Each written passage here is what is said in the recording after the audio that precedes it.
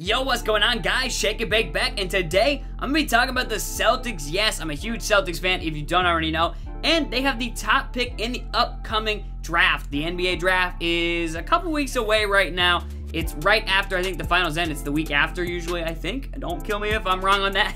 But, yeah, because I know they have the award show around then, too. So it might be the night before or after that. But either way, they have the top pick, and they've got a tough choice. Who do they pick, or do they trade the pick? And I want to give you guys my insight on what I think they're going to do, just being a Celtics fan for the past, like, 10 years, 20, not 20 years. I'm not that old.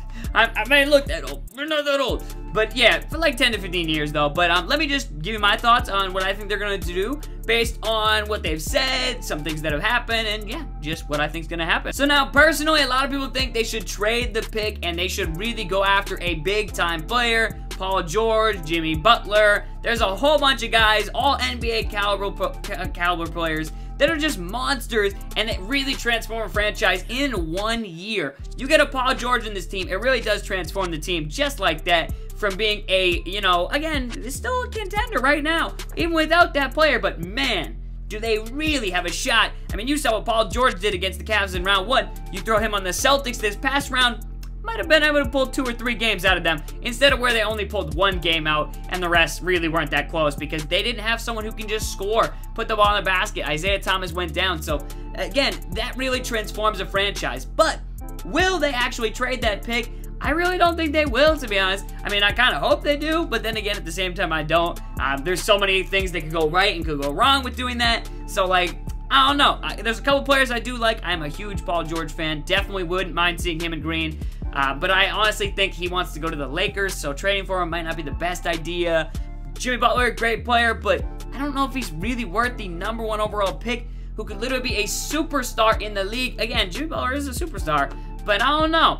Is that the guy you want to put all your money in the basket for? Maybe it is, maybe it isn't, but I just don't see them trading the pick. The Celtics have been preaching this big trade, blockbuster deal for a long time, and it just hasn't happened, and I don't think it will happen, but hey, if it does, cheers, props to them, and we'll see which we get, but I don't expect it to happen. I really don't. I think they're going to draft a player at the top of the draft. Shock. And now when it comes to players they could draft, there's a few guys that they honestly could draft and actually are definitely going to be looking at.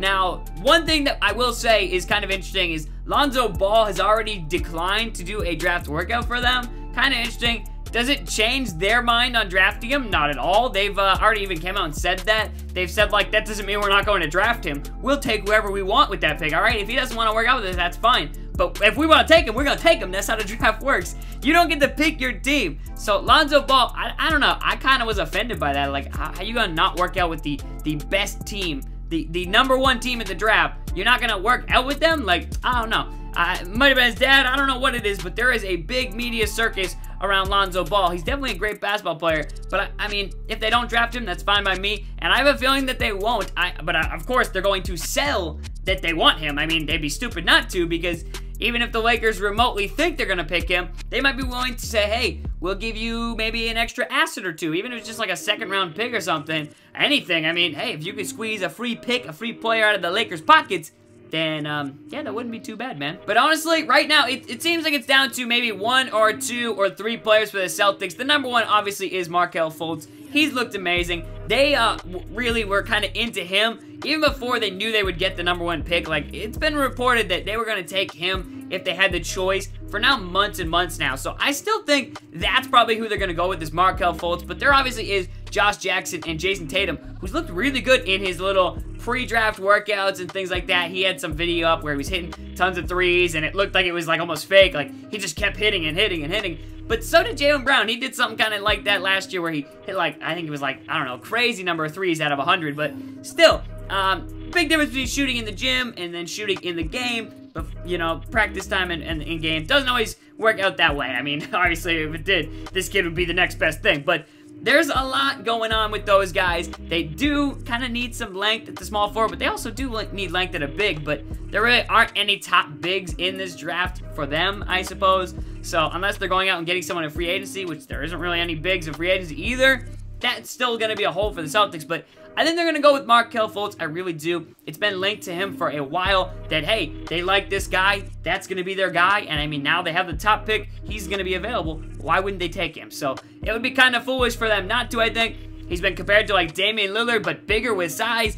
And he can still shoot the ball, drive, facilitate. And imagine him along with Isaiah Thomas. You got now 2 incredible scorers. You can still put Isaiah on the weaker offensive player or the shiftier guy, depending on what you want to do matchup-wise and things like that. And you can still play 2 or 3 point guards at a time on the floor like the Celtics have done this year multiple times. So it doesn't really create too many problems for them, honestly, picking a point guard. It really doesn't. It just makes their team better on offense and, I mean, even better on defense. Markelle Fultz is a solid player, man. I did want to just give my quick thoughts. I know they weren't that crazy, but I think that's what the Celtics are going to do, man. I think they've been preaching this, crazy scenario of something crazy happening for a long time, and I think when draft day comes, there are going to be, rumblings of it, just like there was last year, but nothing's probably going to happen in the end. I've been a Celtics fan for a while now, and the fact that this seems to happen every summer, there's rumblings, nothing happens. There's rumblings, nothing happens. Like, Durant coming to Boston, nothing happened.